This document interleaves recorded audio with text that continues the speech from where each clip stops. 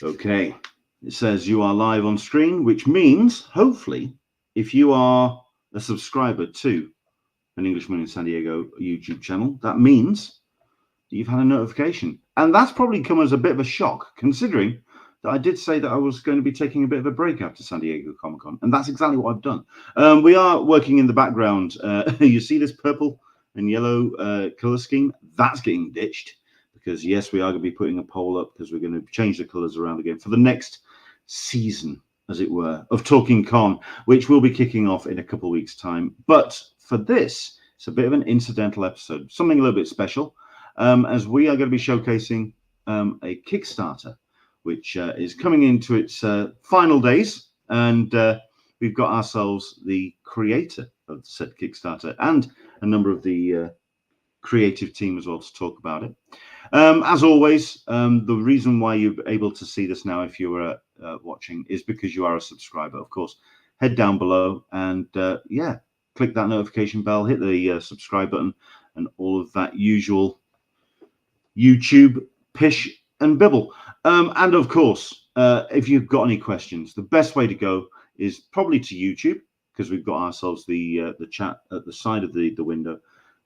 And ask any questions at all that you have for our creative team for TECHNOFREAK Apocrypha. I can never say that word, which means this is going to be a very interesting conversation when I can't even say the name of the actual project, but we're going to get into it. We're going to do that. As always, stick around at the end as well, because we are going to talk about a couple of the updates for the website and for the podcast.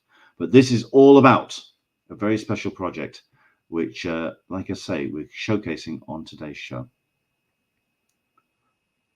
Other than that, welcome along. Thank you very much indeed for joining us. And let's run the thing, shall we?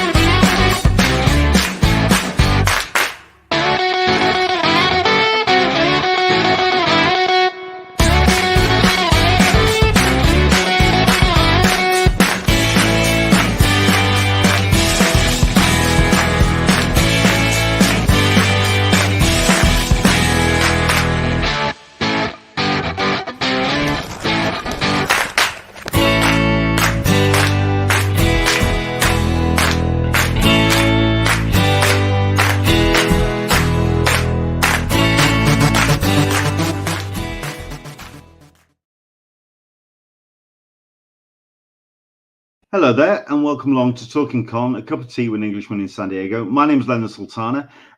Each and every week, we do our best to talk about Comic-Cons, comics, and pop culture, and all the stuff and nonsense we get to enjoy at such events when we get to attend them.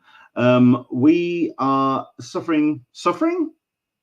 enjoying a little bit of a heat wave here in the UK, which means no cup of tea for me. It's all very cool water and trying my best to hydrate, because my word, it's slightly warm, which is why I'm also still in summer garb. Thank you very much indeed for joining us wherever you are. I hope you're able to kind of enjoy some of this, the taper end of the summer here in the UK. I know it's been a little bit awkward and difficult, say, to sleep on an evening because of the temperature, but for one person, it's been very difficult to sleep generally because out of sheer stress. Because, well, we're here to talk about a Kickstarter. It's there on the screen, TECHNOFREAK Apocrypha, which is an 80-page indie comic featuring, as it says, the cream of British comic talent, some of which we have got joining us for this very special conversation.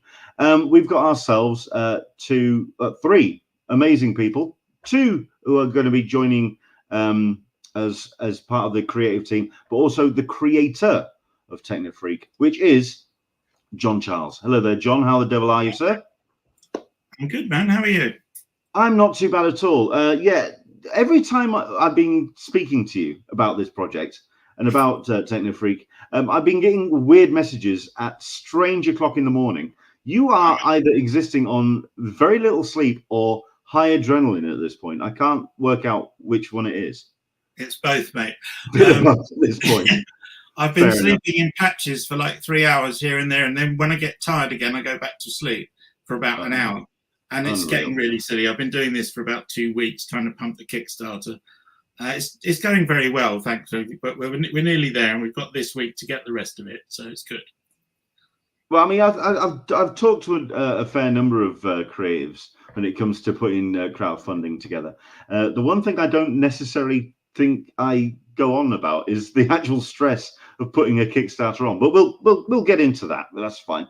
Oh, there's couple no of people that aren't suffering as much stress as you, but certainly who have put some blood, sweat, and tears on the page for TECHNOFREAK Apocrypha. Two other creatives that are joining us as well. We've got Mark, who's joining us, and we've got ourselves Emily as well. Hello there, welcome along. Hi. Hi there, wave and say hello. How the devil are you? I think first and foremost, we'll just dive straight into introducing yourselves and kind of letting us know about you and about what TECHNOFREAK is kind of how that's been introduced into your world. I think we'll start with the creator, of course. John, if you want to go first, tell us about, number one, a bit about yourself and about how TECHNOFREAK came to be. Sure. I'm John Charles, as it says on the screen. I'm a creator of TECHNOFREAK, obviously, with several other people, Tom Newell and Barry May.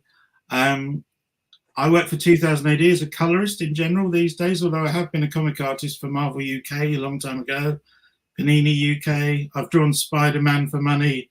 I've done this, that, and the other, honestly, for quite a long time. The little boy in me always wanted to be a comic artist, and he wouldn't give me up. So that's what I am. It's kind of weird.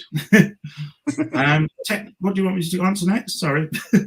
Well, TECHNOFREAK, tell us about that and when did that suddenly pop into your head?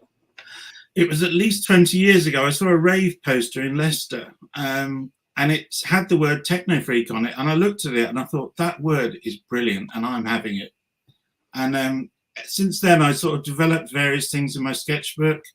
At one point, TECHNOFREAK was a gang of superheroes. It was called TECHNOFREAKs. Then later on, it was a monstrous character, almost like a Spawn sort of character. But I kind of thought no one would relate to him, so I made him a private eye. And then his sidekick, Maurice, came along and changed the game completely. Maurice is French and very sarcastic. And he breaks the fourth wall in the way that Deadpool does. He's cool, but for me, as a writer, he kind of ruins every scene I write because he insists it's a comedy. I always wanted it to be fairly serious, and it just isn't. Which is the voice that, whenever you sort of are reading TECHNOFREAK back to yourself and you've written something down the page, which is the voice which resembles your own the most? Oh, well, everyone thinks I'm John, and I think he's the hero of the comic, but he's a lazy bastard, and he sits in the background drinking. And that's not entirely me, but some people might argue with that. I'm actually very productive. But yeah, it is me. Maurice is a French robot cat. What can you do with him? Excellent stuff. That first time that you had TECHNOFREAK kind of published, how long ago was this? Because this is a collection of stories. When was the first time that we saw TECHNOFREAK in public? I think TECHNOFREAK issue 1, there are 4 issues of TECHNOFREAK, was 5 years ago. And we've basically done 1 a year, but only got to number 4 so far. COVID really didn't help us. Sales were down during COVID. It was hard for us, but we persevered. Tom Newell draws the main comic, and the bloke's a genius. I used to teach him. Oh, that's Toby Wilsmer's cover. You must remember that. That's amazing. It's a limited edition cover available on the Kickstarter. I think there's only 40 available. We're never going to do any more than 40. You could tell he's in Kickstarter mode. He's straight into the sales pitch, man. I'm just showcasing artwork on screen. He's straight into the sales pitch. I'm the world's worst salesman, mate, but I'm doing my best. Excellent stuff. And we've got ourselves Mark as well. Mark Spencer is joining us. Hello there, Mark. Thank you very much indeed for coming along. Yes, explain a little bit about yourself and how TECHNOFREAK entered your world. I'm a teacher. I've been teaching for 20 cough years, more than I like to remember, mostly in FE, but I'm in secondary now. But I've always been writing on the side. I've got one novel published, available on Amazon, Sex and Violets. My involvement with TECHNOFREAK was, it was a couple of years ago at Lawless. I got chatting to John, just generally chatting about stuff, and got to the end of the day, drove home. By the time I got home, I'd got a message on the journey on the way back, and it was off John, and said, "Do you fancy writing something for TECHNOFREAK?" And it took off from there. I think at that point, it wasn't an 80-page giant anthology thing either, was it, John? No, it wasn't. Just kind of snowballed from that point. It was part of my laziness. It's getting someone else to do the writing, you know.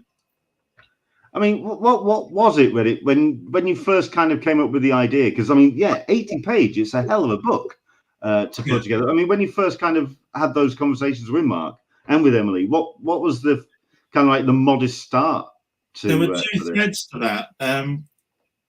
Believe it or not, I was actually considering making TECHNOFREAK public domain so that anybody could use the character. And then I thought, no, he's mine. You're not having him. So this was a sort of compromise. I invited a lot of other people to join in the fun.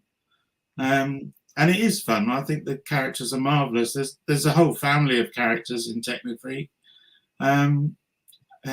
It's good. We love it. And I've involved more people in it. And I actually thought it'd be easy to put an 80-page thing together with lots of people, because they'd all only take 2 weeks to do their job, and we'd have a comic very quickly. I was wrong. It took 2 years. I'm just going to say, I just saw Emily's face drop like 2 week my ass. You could see this look on her face. Can I just say, at that point, my first draft took me that weekend. So I'm all good. John's happy with me.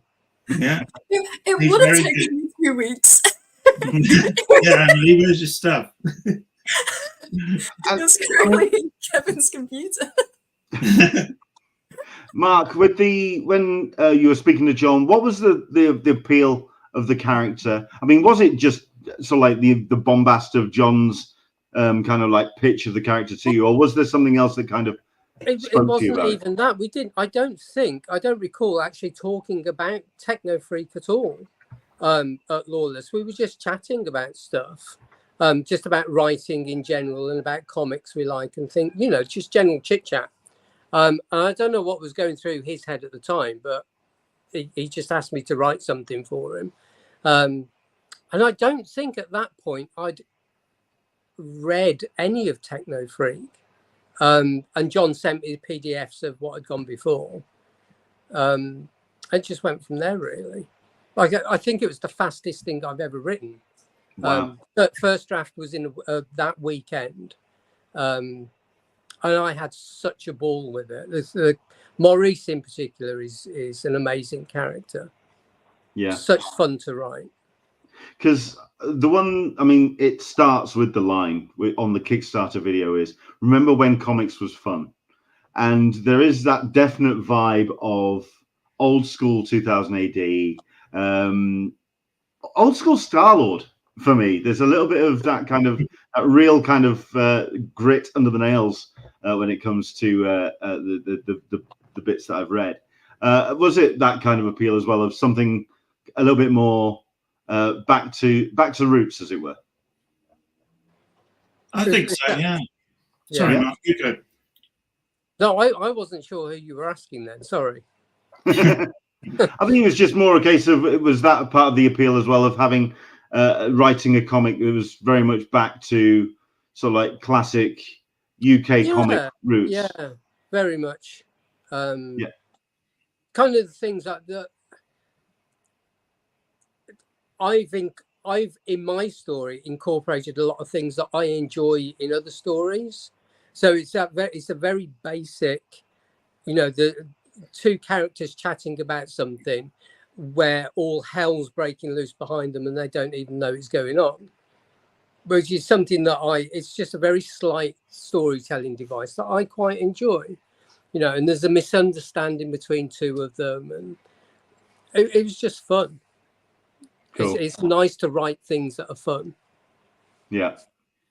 I mean, just quick before I bring Emily on board, I'm going to return back to John and very quickly talk about then the touch points, those influences for TECHNOFREAK. I mean, I think I've kind of touched on old school 2000 AD perhaps, but also what else was sort of like in the background percolating when you were putting the character and indeed the world together? Well, some people have pointed out he looks a bit like Transmetropolitan and a bit like the Borg. And I've always been fascinated with Cyborg, and I love the Transmetropolitan comic. But I'm not clever enough to write one that good. So I wrote a comedy. I think Transmetropolitan's a bit of a comedy, actually, but there we are. But yeah, the green lens, and he's got one green eye, and then the red Cyborg lens, which was weird, because when I first drew him, it was on the other side, and Tom Newell moved it, and he's never been able to tell me why. But never mind, it happened. And we have one of the artists for the collection, which is Emily. Hello there, Emily. Welcome along. Yes, number one, I don't know how long we're going to be talking, but I know that it's incredibly hot where you are at the moment. So hopefully you're not going to wilt under the heat of when we're talking. If you can't see me anymore, I've melted. Same question to yourself as I put to Mark. When did you hear about TECHNOFREAK? When did John kind of approach you? And what were your thoughts when he came to you for the project? So when I was about 18, I think I might have met John my first year of university. That was about 5 years ago, maybe a bit longer. But I started university at Staffordshire University in Stoke-on-Trent, and since then I've done a master's degree in character design and comic art, and it was like, throughout the years, John occasionally came in to do lectures. I would often sort of be that one person who stays behind and asks a crap load of questions at the end. So I would kind of bombard him. Me and my friend Clara would do that. She's also worked on this project as well. And, we'd stay behind, we'd chat. It was really fun. And, he was usually presenting TECHNOFREAK a lot of the time, as examples of his work. And I think, we stayed in touch after while I was doing my master's degree part-time. And occasionally I'd ask him for advice on, comic paneling. And I'd also ask the same advice from Kevin Gunstone, who is the guy who wrote my specific set of pages that I did for the anthology. And funnily enough, I'd send both of them the same question, and they'd both come back with completely different advice. And in a way, it was a good thing, because in my head, I was like, okay, what for me is the best path to take? And, I think John and Kevin, they both pushed me to do my absolute best. They both always given me fantastic advice. And when I think it was Kevin who approached me about doing the art for this comic, and John was all for it, as far as I could tell.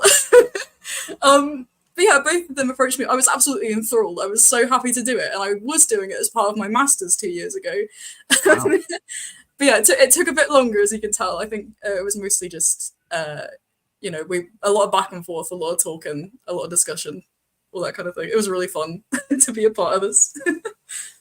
Well, I mean, the work that I've seen. I mean, I'm going to be bringing up pages from all sorts of people, as well as we've shown the cover so far. But I mean, we've got a page here from you. We've also got comments as well that are coming in. As anybody, if you do have any questions, do let us know that if anything you want to talk about. We've got Paul Neal who's joining us, who's a big fan. Great. Hello, Paul.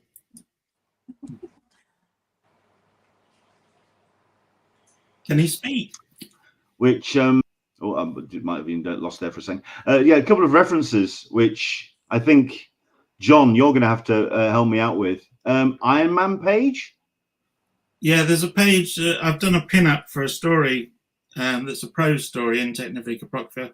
Hopefully, that's the one thing that's not finished, but it will be.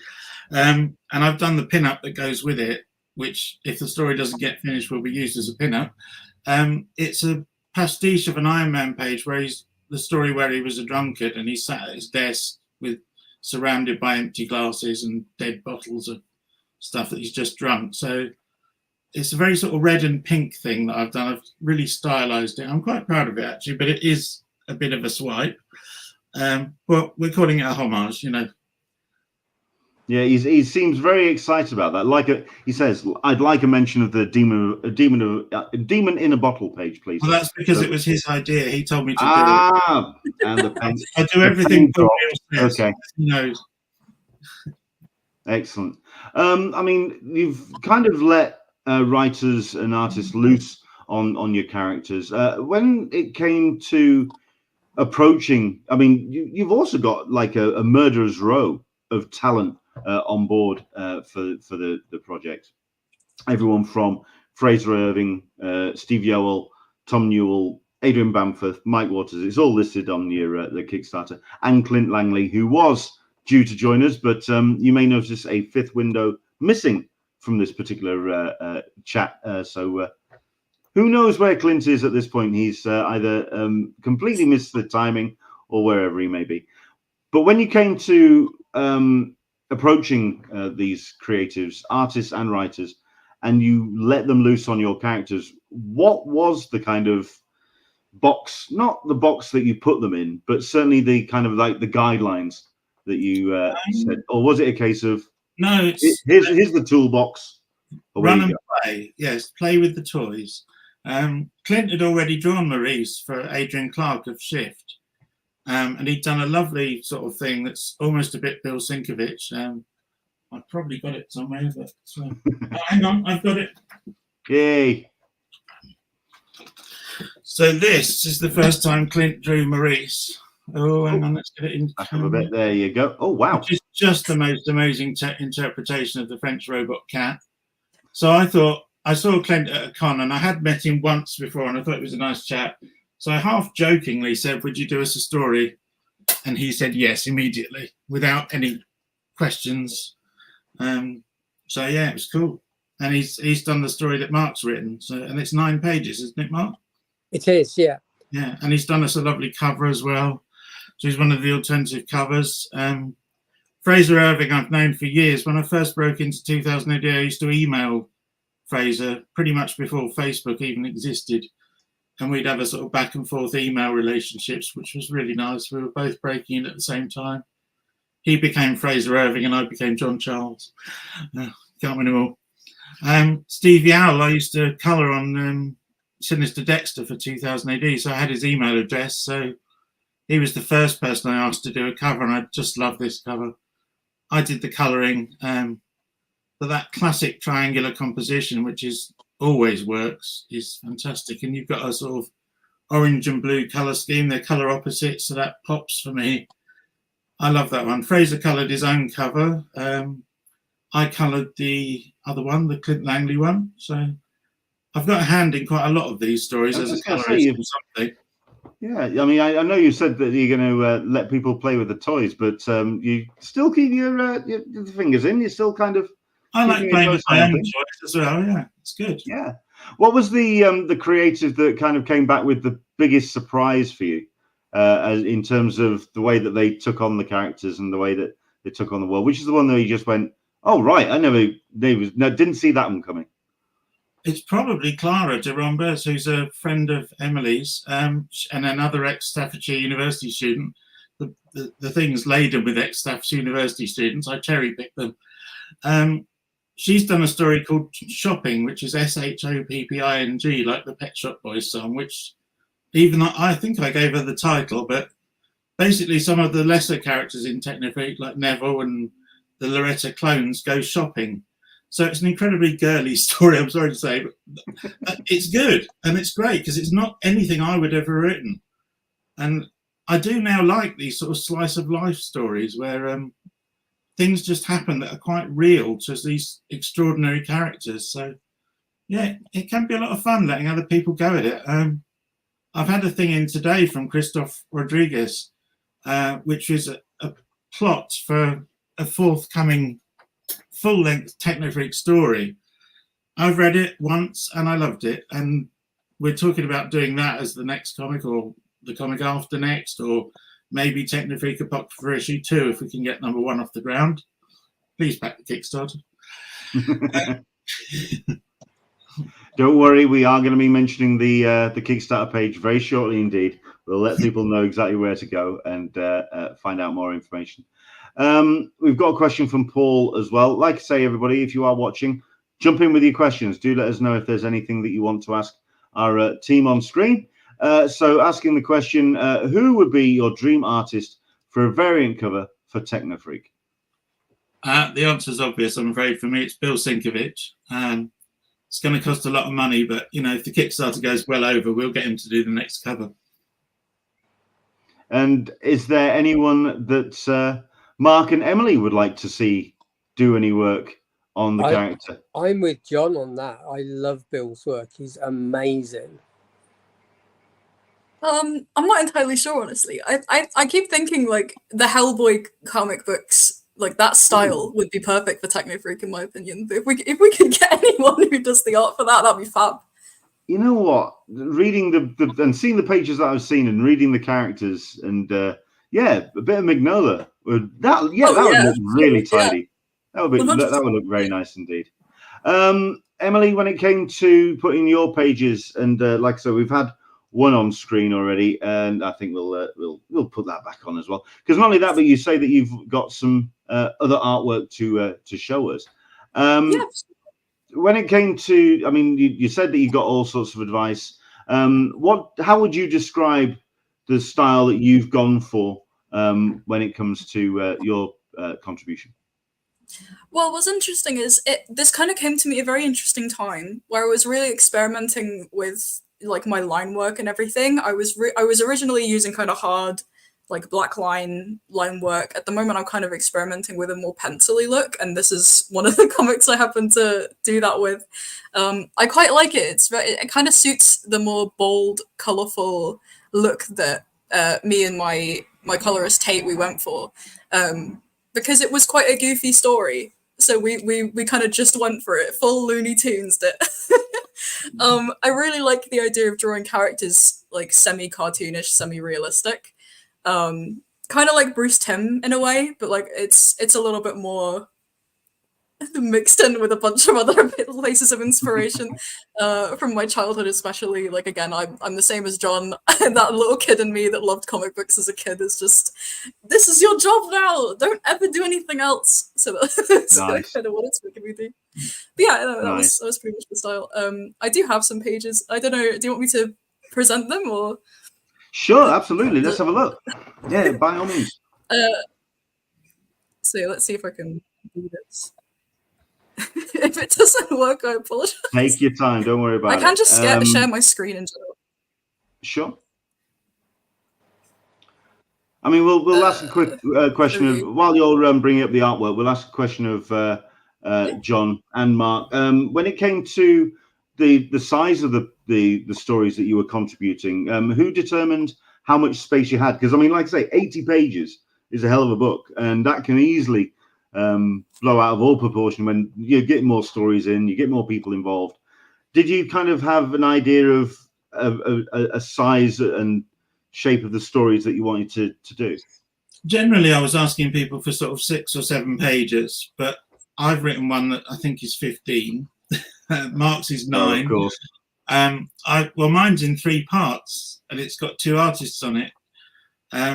Part 1's drawn by Mike Walters, another ex-staff student who I used to teach, and him and Tom were together at the course, and they were brilliant at the time, and I knew they were going to get there one day.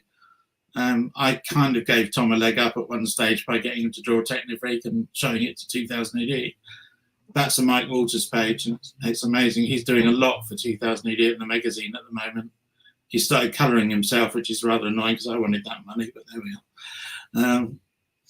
Yeah, he's really good. He's doing some samples for Marvel at the moment. So fingers crossed for Mike. I can't remember what the question was because my brain's fried, but never mind. Mark, take over. No, I mean, well, I'll ask the question again. I'll put it to Mark this time. So did you have an idea of how much you know, how many pages that you wanted to go for, the size of the story you wanted to go for, or did you have a conversation with John about, yeah, 6 pages, 7 pages, stay with that? Well, that was it. The very first conversation we had about it, I think it was meant to be a 32-page, you know, standard size floppy. And over the 2 years with more contributors, it's grown into the 80. But initially my script was 6 pages. And then Clint got hold of it and he said, well, we can split this page into 2 pages. And there's a page here I want to split into 2 pages. And I want to do an introductory page to establish the setting. I went, Clint, stop. So it went from 6 to 9 because Clint just kept splitting my pages. I was doing 6 frames per page. He was going, no, we want 3. We want 3 here. We'll let the art breathe. He's right, though. Clint's art And on he this was absolutely right. amazing. Yeah, absolutely amazing. It's really... Recognition alone. It's stunning stuff. It came to me Well, in black and white, and I coloured it. It was an absolute honour to colour Clint's pages. You did the colouring for these? Yeah, he did a sort of tonal black and white style. So all I had to do to colour them was put a colour underneath them and set the top layer to multiply, and they just looked brilliant. A few places I coloured over but it was the easiest colouring job I've ever had. I could do one in about an hour. You should see them in black and white, though. They are stunning. Mm. I think you own the originals, don't you, Mark? I do. Oh, my word. Okay. I mean, like I say, I'm putting Clint's pages up at the moment, and yeah, I could definitely, you could see. I mean, was there the temptation to actually do them as a black and white part of the book? We talked about it, didn't we? Sorry, I spoke over you, Mark. Say again. We did talk about it, didn't we, John? About whether to leave them in black and white. Yeah, it was probably me wanting to colour them. Well, the kids don't like black and white, do they? No, well, it's old technology, isn't it? You know, comics used to be in black and white because that was all we could afford. Yeah. Now we've got digital colour printing, and it's marvellous. So it's weird because I used to be a black and white artist, and I used to only ever draw in black and white. And then I got into colour, and I just love colour now. I think it's fantastic. But yeah, when someone like Clint turns around and says, yeah, I want to add a couple more pages to this, it's very difficult to turn around and say no, I guess. No, I mean, look at his Maurice as well. If you see the standard Maurice, that's not him. But this comic's almost an Elseworld sort of thing. It's like a different take on TECHNOFREAK by different artists.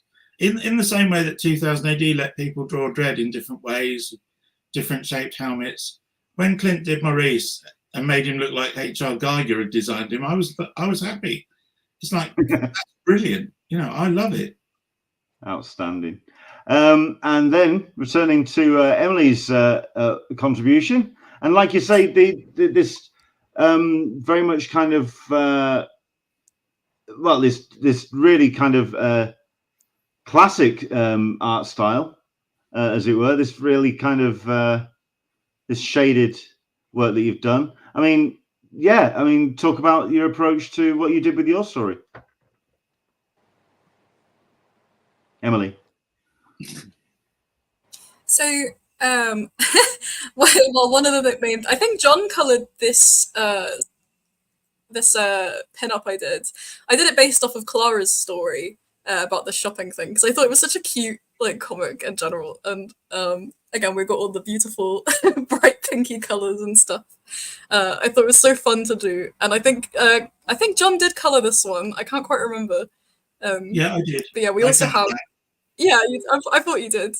And then this one was done by me and Tate. Tate did a fabulous job with the colours, especially on the face in the middle. I love this middle part so much. This is when I think I started to sort of darken my line work as it went on. Mostly because I don't know, I think I just got really into the way, like completely like blacking out Lagrata's hair, for example. I just really loved it, and eventually I was like, maybe I should just make the opacity of my brush darker, because it's just making everything pop so much more. Obviously, I think a lot of that, you know, we went back and did a lot of that for this one. But initially it was very pencil-y, very grey looking, and it was quite difficult to colour because of that, I think. So I had to go through it again a few times. But yeah, I think Tate did a fantastic job colouring it. I spent a really long time on this page because I think every time I sent it to Kevin, he was like, "Can you do this quick? This really tiny detail." And I'd be like, "Of course, Kevin." It would just be a massive back and forth. I won't show too many pages, but this one for sure is probably my favorite, at least color-wise. I'd love it. That's supposed to be oil on his face. I thought it was fantastic. I originally, when I was gonna color it initially, but I did not have the time because I had my own projects to deal with. I was gonna make the oil like kind of brown, and I think that would have completely clashed with everything. So Tate's decision to make that more of a blue oily color, fantastic. It looks really cool. But yeah, those are the pages for some of them from mine. I really like this shot as well. This took me ages. Oh, nice. This is another one that got nitpicked times, but I was very happy with the outcome in the end. I love Maurice driving the boat so very much. He's a crazy guy. I love this crazy little fella. What kind of notes were you getting back? That's what I have to show. What kind of notes were you getting back off John and Kevin when you were submitting your pages? I think a lot of the time it was like they usually my what's it called? My thumbnails and my storyboards that I send in when I'm designing the pages. I've had, whether it's a compliment or not, I don't know, but they would often tell me, "These are incredibly detailed for thumbnails." And I was like, yeah, well, I want to make sure I remember everything in my head. Because I have ADHD, so I've got a bit of a memory deficiency. But I tend to kind of get as much detail as I can in my storyboards. And when I sent them in, they were like, "This is ridiculously detailed." And then they said to me, maybe you could merge this page in with this one, and we could have a few less pages. Maybe add a few more to this one. I think I changed a page entirely by accident because I misread something Kevin said. I took it. It was like I didn't read it wrong necessarily. It was just the way I interpreted it was different to how he meant. So I've had a few video calls with Kevin about it over the past 2 years. Same with John. Okay, we had our own WhatsApp group. It was really funny. But yeah, I was always asking for advice constantly. Was it a WhatsApp group for everybody, or was it per story? I'd love to think it was a WhatsApp for everyone. That would be insane. Crazy. That would be like there's at least 23 people involved in this project. That would have been a very big Zoom meeting. Wow. We should have a Zoom party to celebrate when the Kickstarter goes over. I think it was mostly yeah, for sure, definitely over 20. Cool. I've got a couple of questions that have come in. I mean, I think Paul is definitely the one that's asking all the questions in, certainly getting a lot of the comments in as well, talking about the black and white pages which we mentioned. Black and white is cool. Stevie Alder's the best black and white art. Zenith, absolutely. Good, very good. Nice little nod that. Well done. But also, I'm going to put this one to you, Mark, especially when it comes to your story and when it came to what you wanted to do. And he's asking the question, were there any movies that helped inspire you or help inspire you? Not for this story specifically. There's just some things in it that I'd always wanted to include in stories. As I said, I always enjoy stories where the foreground characters are oblivious to what's going on behind them. I think that's just a lovely little storytelling trope. I've included some things some story elements that a friend of mine and myself came up with over beer over several years. Like the band that's playing in the pub they're in is a band called Chaps and Hats, who are a country and western band that play Metallica covers. We came up with that in the pub years ago. I wanted to include them. This is my best mate, Steve. And there was, we've always wanted to, because he writes screenplays, We've both always wanted to include what we call a nudie car chase in a story. So that's in there as well in the background as a nudie car chase. That was one of our early conversations with John, actually. Can we get rid of the nudity? Well, not really, John. No, it's an integral part of my story. We'll see. And I think it's only fair that we kind of talk about the actual project, and considering that we are barreling towards the final days, we're into single digits now, we're into 5 days. John, like I say, this has been a long gestating project. How does it feel now that you're heading into the final stretch to get this produced? I'm actually quite pleased about it. We're over 75% of the way there, and we've got 5 days to get the rest in, and you're helping us immensely by doing this. I mean, I can't say enough about how good this comic is. I've seen all the pages, and you've seen some of them. They are fantastic, and it's an incredible project. There are 7 ex-2000 AD artists, or currently serving for 2000 AD artists, including myself. I can't think how the package can be much better, to be honest. So I'd like people to back it. I think that'd be amazing. There's our page. I mean, we've got the project up on the screen at the moment, and I mean it's barreling along nicely. I mean, like I say, you've got 5 days to go. It's a nicely ambitious target that you've gone for, but it's still. I mean, the thing that I really liked as well is certainly when it came to the actual the rewards. It's an affordable project as well. It's something that people can dive into and really kind of explore a nice affordable price. But then, like I say, you've got all of this talent involved. How has it been to kind of balance that out? Because you've got people to pay, you've got the books to produce. To make that an affordable project? It's difficult. I mean, some of the people in this project are on reasonable money once the project succeeds. And I want to pay everybody, really. I'll be honest with you, some of them might not get paid if we don't make quite enough money. But it is a labour of love for virtually all of us, really, even those that are getting paid well. It's and I believe in paying people. I don't want to be one of these people who doesn't pay people. So, too many people in this industry say, oh, do this, it'll be good exposure. Well, I'm a professional. I make a living, and I get my bread and butter by colouring in comics.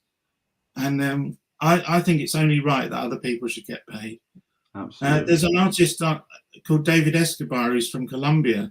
He's only 25, and his work is absolutely stunning. If I was that good when I was 25, I'd be amazing by now. And I want to pay him. I want to pay everybody, really. It may not be. I appreciate that.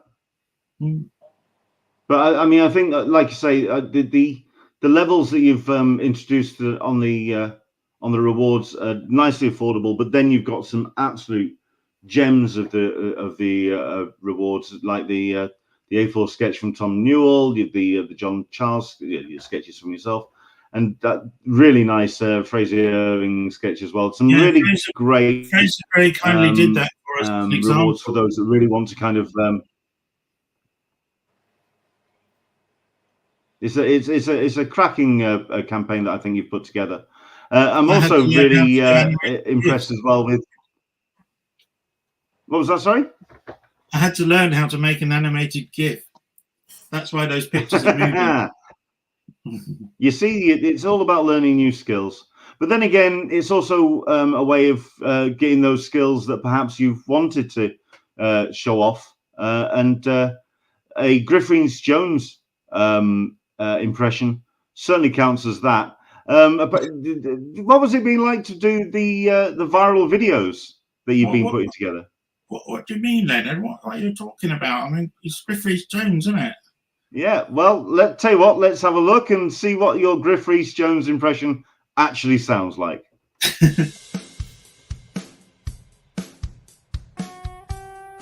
You heard about this new comic book, TECHNOFREAK Apocrypha? I have, actually, yeah.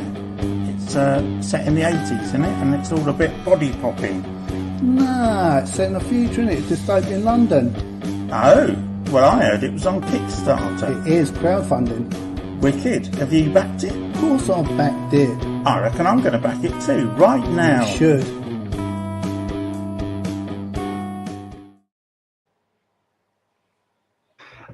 It's, as impressions go, it's not too shabby. I couldn't see that. I didn't see it playing because you muted me or something. I couldn't see it. But I've seen it before because I'm in it, so that's fine. We're doing 2 or 3 more of those tomorrow morning in our local pub, and we're going to have real beer this time. Well, we've got another one. We'll play at the end. We'll wrap things up with that. But no, like I say, it's a brilliant package that you put together, and everyone really should go check it out. It is at kickstarter.com/projects TECHNOFREAK Apocrypha. In terms of when, or if, no, we'll go with when this becomes fully funded and the book comes out. What have you got in mind for Volume 2? And will Mark and Emily be involved? They're firmly invited, most assuredly. If they want to be in, they're in. I just thought of one thing I should have mentioned, that the videos that we made that you've just shown one of is directed by a guy called Steve Mercer, who's a friend of mine who lives very near me. He's about 3 doors away.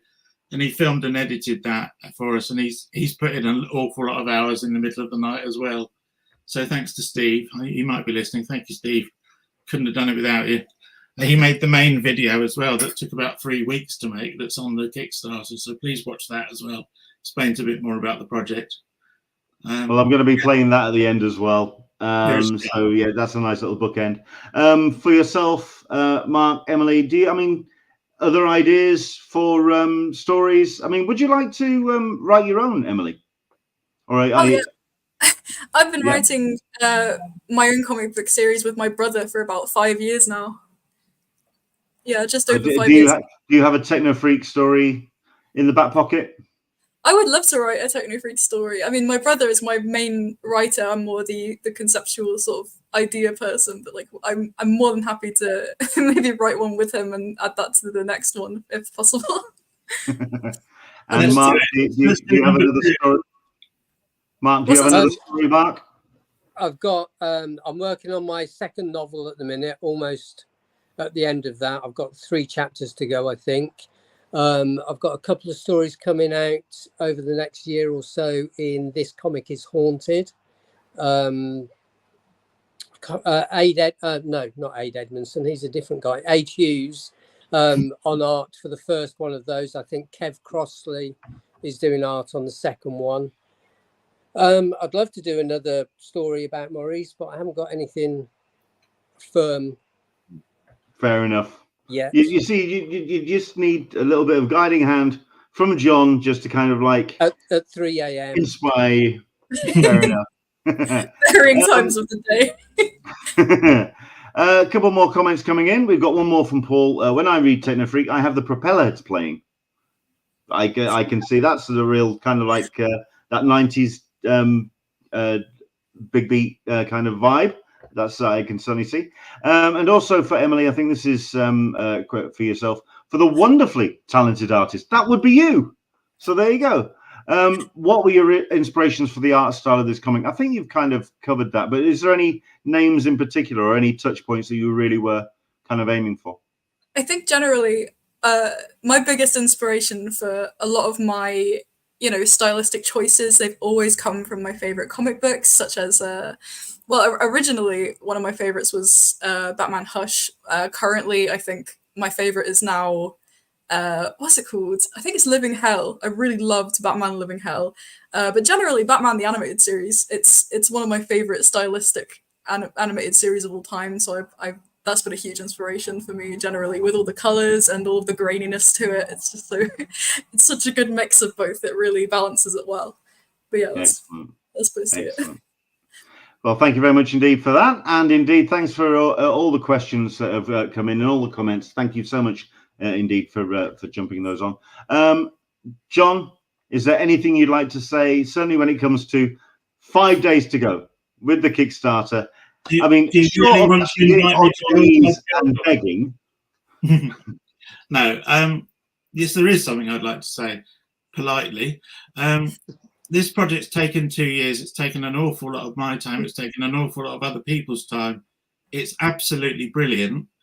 It's one of the best comics you'll ever read, I think. So please just back the Kickstarter. Even if it's for a tenner, you get the digital copy. But really, comics should be in print, in my opinion. So you're looking at 19, which is 15 quid plus 4 quid postage in the UK. So just back it, please. That'd make me very happy. It is, and I might get some sleep. well, there is that as well. Let him Absolutely. down? How can anybody let him down? He's like everybody's favourite uncle. Just Help him sleep, please. I've been trying to get him to sleep for years. Well, I mean, it's safe to say it's a hell of a bargain for the tiers that are available. It's well worth checking out. Once again, kickstarter.com/projects/TECHNOFREAK /TECHNOFREAK I want to say thank you very much indeed to John. Thanks for coming on. Thanks for sharing TECHNOFREAK with us. Mark, thanks for your time as well. And Emily, thanks for showing those pages as well. That was a nice little touch. Was that? Thank you so much indeed. Excellent stuff. From myself, thank you very much indeed for joining us for this. And again, kickstarter.com/projects/TECHNOFREAK /TECHNOFREAK well worth checking out. And with 5 days to go, I think it's more than raring to cross the finish line. We've got a couple of videos to finish on, but thank you very much indeed for joining us today. If you are somebody that is a subscriber and follows me at Talking Con, a cup of tea with an Englishman in San Diego, we are going to be coming back with another run of interviews and live reviews and live reports from the cons. So do subscribe, and we'll be back with those in about 2-3 weeks' time as we put a fresh lick of paint on Talking Con. But from myself, from John, from Mark, and from Emily, thank you very much indeed for watching this special episode. And do back TECHNOFREAK Apocrypha today. Thank you very much indeed.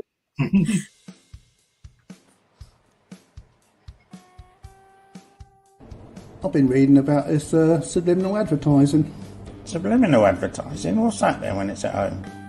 It's like advertising, but you can't actually see it. You can't see it? Did they use that in that TECHNOFREAK Apocrypha Kickstarter video? Oh, that reminds me. We should back that. Yeah.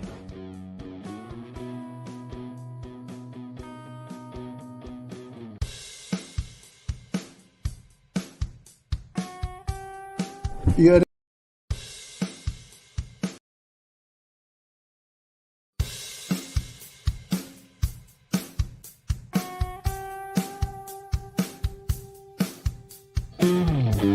Remember when comics were fun? John Sherlock is back in TECHNOFREAK Apocrypha #1. A brand new collection of stories all set in a dystopian future world. Astonishing sci-fi noir with a comedic edge, featuring amazing artwork by British superstars Clint Langley, Fraser Irving, Steve Yowell, Tom Newell, Mike Walters, and many more. With stories and colouring by me, John Charles, creator of TECHNOFREAK. 80 gorgeous pages, perfect bound, in livid colour. Sure you can have a digital copy, but print? Wow! Heck, it'll probably even smell nice. Slam bang action featuring all your favourite TECHNOFREAK characters, including Maurice, the sarcastic metal moggy. What do you think, Maurice? He's really excited. Please back our Kickstarter and bag yourself a copy of this modern comics masterpiece.